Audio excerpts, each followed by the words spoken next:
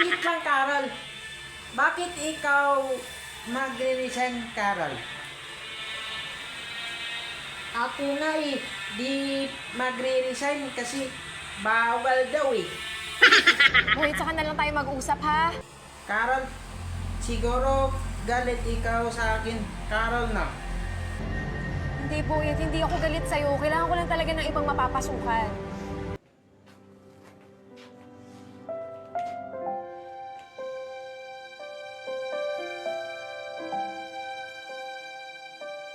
Sana huwag kang lumayo.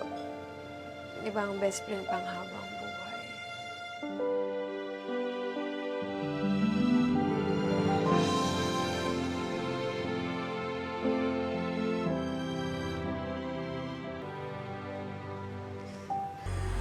Carol, hindi na ikaw galit sa akin, Carol. Hindi naman ako galit sa'yo, Boyet eh. Mag-breastfeed na ulit tayo, Carol. Sorry, Boyet, pero hindi na tayo pwedeng maging mag-best friends. Hindi na tayo pwedeng maging magkaibigan. Ayaw mo na ba sa akin, Carol? Hindi naman sa ganun. Hindi naman ikaw yung may problema eh. Ako.